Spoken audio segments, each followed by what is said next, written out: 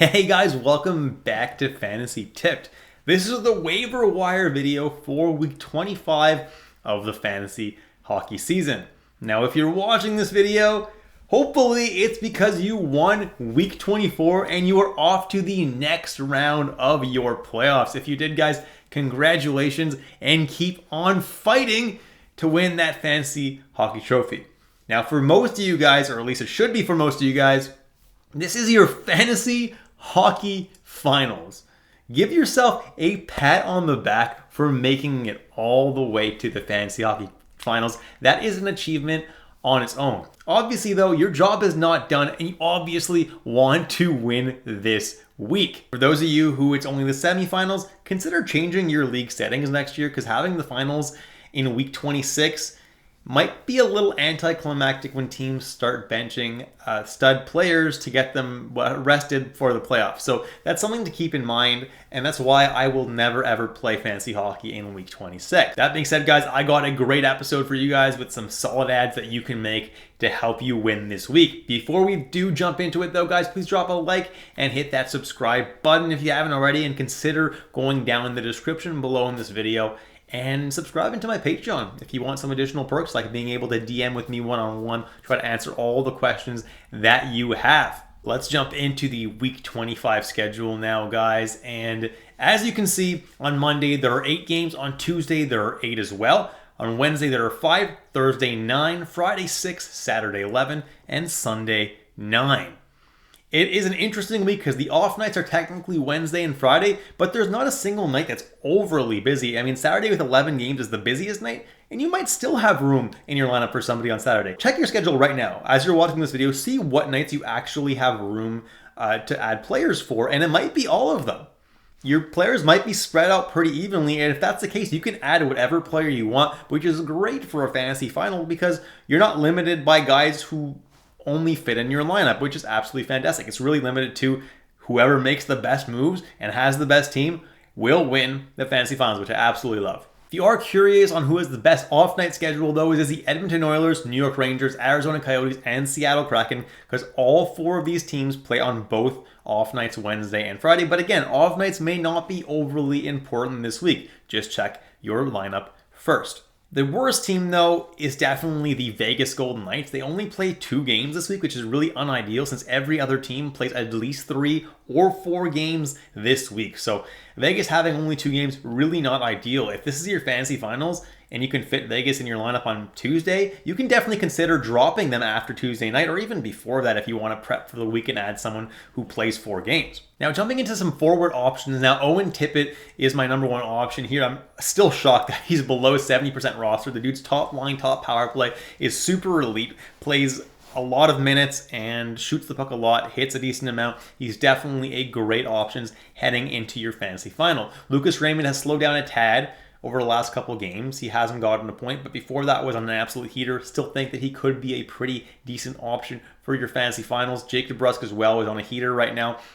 As long as he's hot, he's a solid option. Brian Russ is still top line, top power play, and I think he's super undervalued. Definitely someone who I would suggest. And Gustav Nyquist is still playing on that top line and top power play with Philip Forsberg, and Philip Forsberg is such a monster. He's absolutely never disappoints, and he's an absolute treat to have on your team. So having Nyquist who plays them and is playing well is definitely someone you want as well. Alexi Lafreniere is a good off-night ad. The Rangers do play 4 games, Monday, Wednesday, Friday, and Sunday. They're spaced out, so there's no back-to-back sets. He won't be tired any particular night, and he'll probably fit in your lineup. I mean, double check that he does, but definitely a solid ad. Dylan Strome is playing on the second line and top power play in Washington and is very, very hot right now. Definitely a solid ad. Next is my MANSAPED must-add player of the video, Anthony Duclair.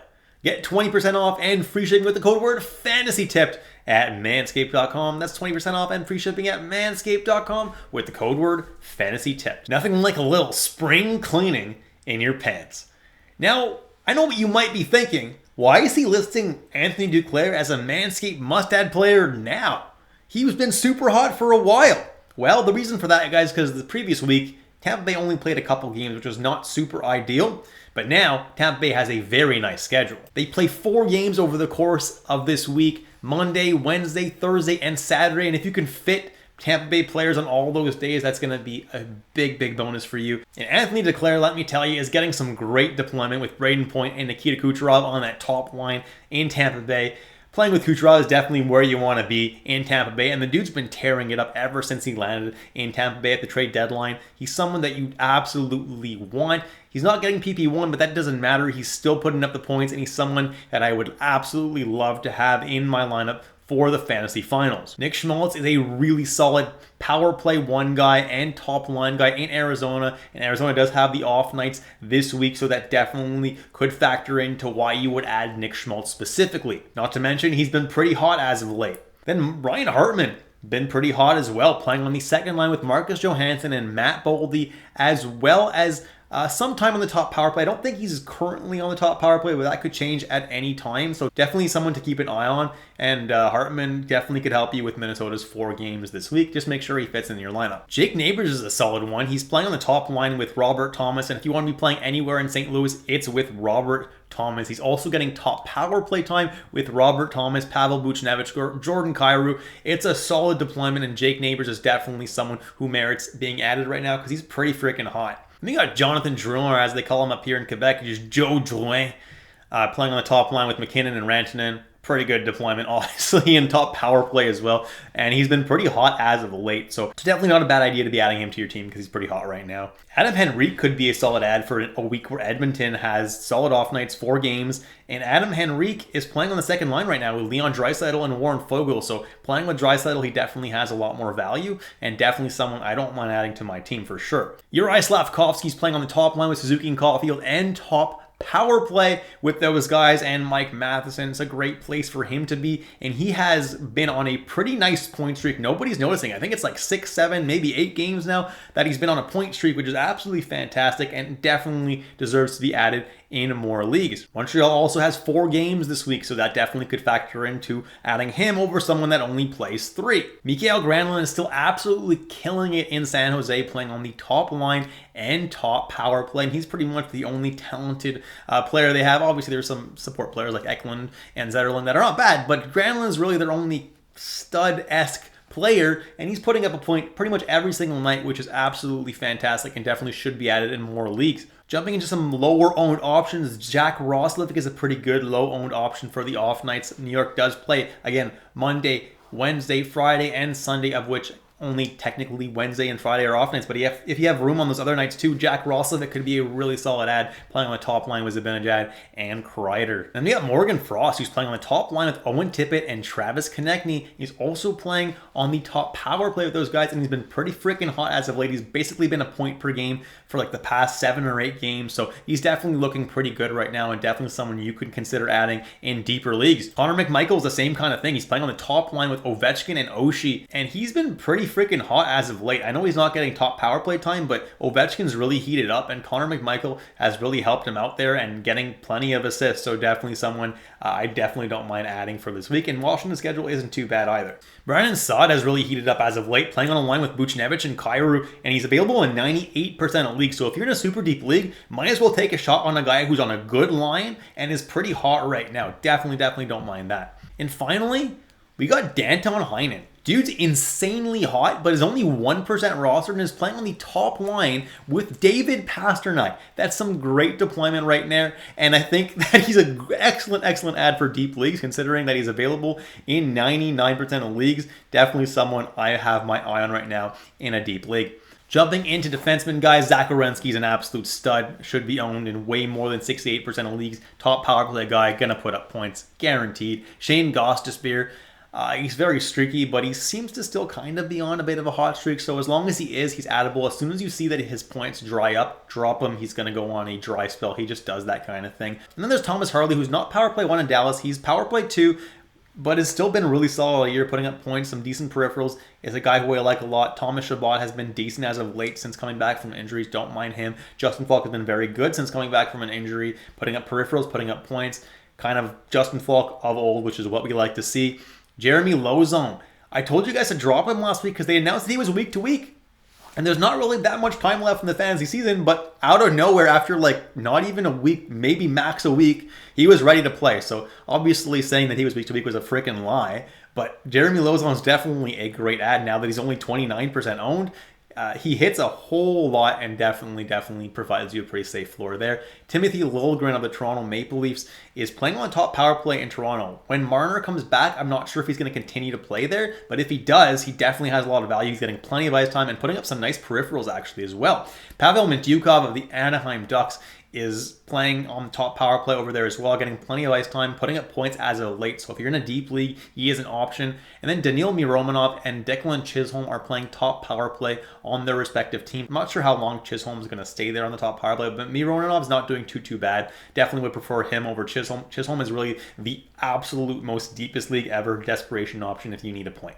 Jumping into goalies now. The way I work this is how many games I think each goal is going to get. That's the number that you see next to their name. So as you can see, Logan Thompson, Vegas only plays 2 games, but luckily for Thompson owners, Hill is injured. So Thompson should actually get both games. Philip Gustafsson, I'm expecting him to get 2 to 3 games. Since he's been playing better than Fleury lately, Fleury definitely will get the back-to-back and maybe one more. But Gustafsson will at least get 2 games. Charlie Lindgren should get 3 out of 4 games for Washington, just not one of the back-to-backs. Joey Daccord has seemingly taken back over as the starter for Seattle, so he should get 2 to 3 games. Korpisalo should get 3 games. Ingram and Vejmelka, I'm expecting Ingram to get 2 and Vejmelka get 1. I would not grab Vejmelka for this week unless you see that the starting pattern has shifted. But Ingram, if they keep the current starting pattern, they only play 3 games, so Ingram should get the first and the last game, and Vejmelka should get the one in the middle. Now, Casey DeSmith, I was actually going to leave him off this list, but apparently Demko is going to be out until at least April 6th, which is really bad news for Demko owners. So DeSmith is definitely still a solid ad for this week. I don't think Demko is going to be coming back this week finally because they're not going to rush him back, honestly. He's not going to come back the earliest. He's eligible to come back from the LTIR, unfortunately. So DeSmith is definitely still an awesome ad this week and should get 2 of 3 starts. Unfortunately, one of the starts is a back-to-back, so only 2 starts, not 3. Urson's going to get 2 this week.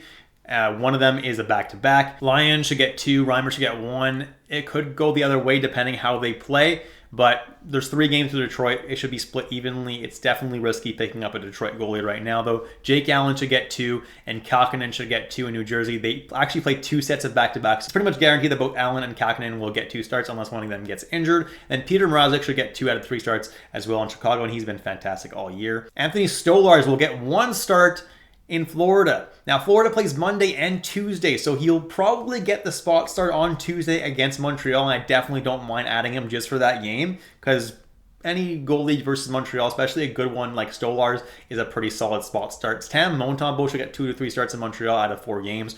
Justus Annunen.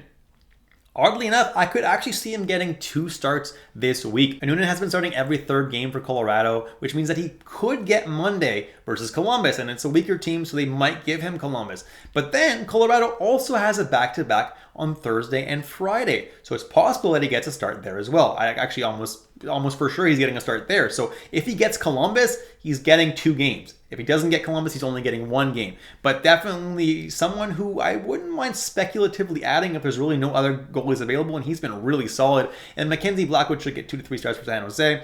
Daniil Tarasov should get 2 starts for Columbus, and then Dostal should get 1 to 2 starts for Anaheim. He's been a little bit better than Gibson as of late. Anaheim plays 3 games, so he's at least getting 1, could potentially get 2 of those 3 starts. Maybe 3 if they really don't like going back to Gibson, but I imagine they're going to go to Gibson for at least 1 of those 3 starts. And that's it, guys. Thank you so much for watching all the way through. I hope my suggestions help you out to make the right ads for this week, guys, because I hope that you're able to win this week for yourself. Take home that fantasy hockey trophy if you're in your finals, or make it to the finals if you are in your semis.